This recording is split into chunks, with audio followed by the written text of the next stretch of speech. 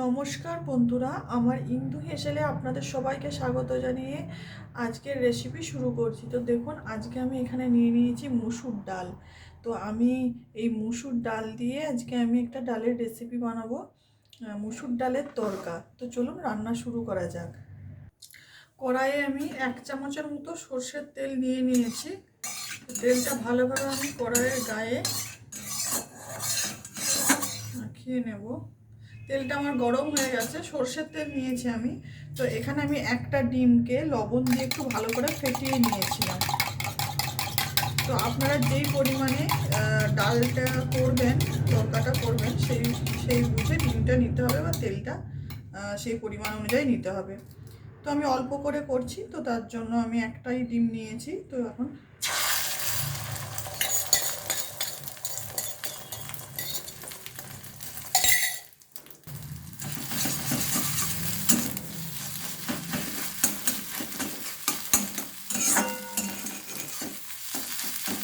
ডিমটা কিন্তু খুব একটা কড়াভাবে ভাজবো না,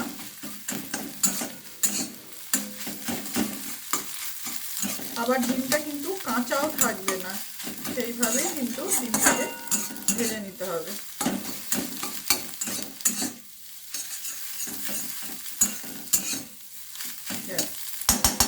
ডিমটা আমার ভাজা হয়ে গেছে।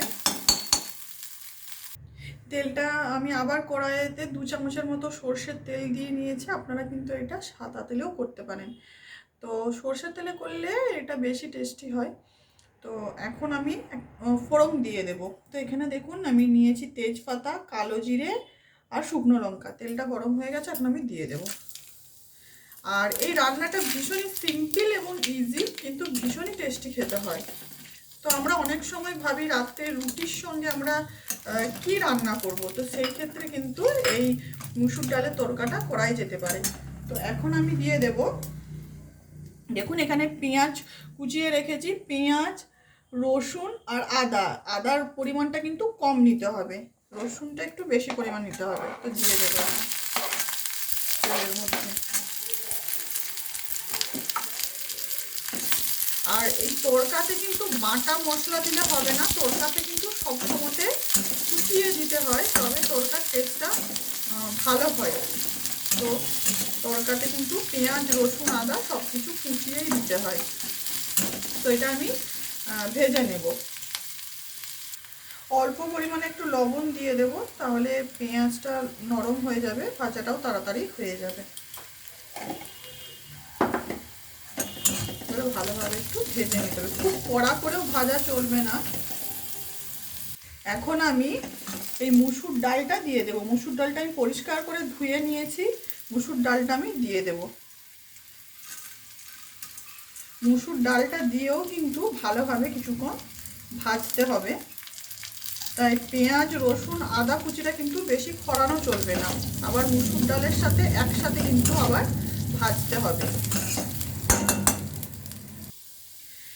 গ্যাসের ফ্লেমটা একদম কমিয়ে দিয়ে আঁচ একদম কম রেখে কিন্তু এইভাবে একটু মুসুর ডালটাকে ভেজে নিতে হবে। দেখুন বন্ধুরা, মুসুর ডালের কালারটা একদম চেঞ্জ হয়ে গেছে। আর মুসুর ডালটা যখন ভাজা হয়ে যাবে তখন একটা সুন্দর গন্ধ ছাড়বে। তো তখন বুঝতে হবে যে কালার চেঞ্জ হয়ে যাবে আর একটা গন্ধ ছাড়বে, তখনই বুঝতে হবে যে ডালটা আমার ভাজা হয়ে গেছে। তো এখন আমি একটা মশলা দেব, একদম অল্প মশলা দেব। জিরে গুঁড়ো 1/2 চামচ, হলুদ গুঁড়ো 1/2 চামচ, আর একটু লঙ্কার গুঁড়ো দিয়েছি। আপনারা কাশ্মীরি রেড চিলি পাউডারও দিতে পারেন। তো এখন আমি এটা জলে গুলে দিয়ে দেব।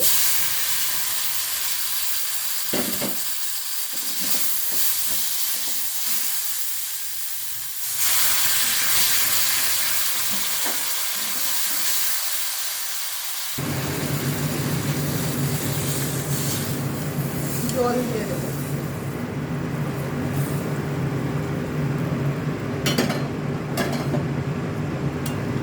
এটা এখন হতে থাকবে, ডালটা এখন সেদ্ধ হবে। ডালটা আমার ফুটে গেছে। তো এখন আমি গ্যাসের ফ্লেমটা মিডিয়ামে রেখে একটা ঢাকা দিয়ে দেব। ডালটা আমার অনেকটাই সেদ্ধ হয়ে গেছে, এখন আমি অল্প করে একটু চিনি দিয়ে দেব। আর আমি লবণ দিয়েছিলাম, সেটা দেখানো হয়নি, তো আবারও আমি ঢাকা দিয়ে দেব।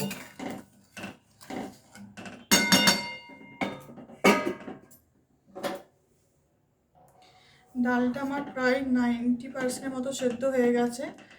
আর একটা ডাবু বা হাতার সাহায্যে ডালটাকে এইভাবে একটু ম্যাশ করে নিতে হবে। এইভাবে একটু ডালটা ম্যাশ করে দেবে। এই ডাল তরকাটা ভীষণই খেতে ভালো হয়। আপনারাও এইভাবে একবার বাড়িতে অবশ্যই বানিয়ে দেখবেন, ভীষণই স্বাদ হয় এই ডাল তরকারি। তো দেখুন, এখন আমি এটা কাসৌরি মেথি নিয়েছি, শুকনো গরম তাওয়াতে একটু হালকা ভেজে নিয়েছি। কাসৌরি মেথিটা এখন আমি দিয়ে দেবো। আপনাদের কাছে ধনেপাতা থাকলে ধনেপাতা দিয়ে দেবেন। এইভাবে একটু ক্র্যাশ করে কাসৌরি মেথিটা দিয়ে দিতে হবে, আর না হলে ধনেপাতাও দিতে পারেন।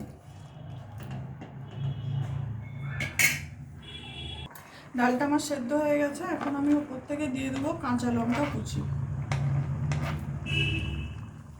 আর দিয়ে দেব ভেজে রাখা ডিম।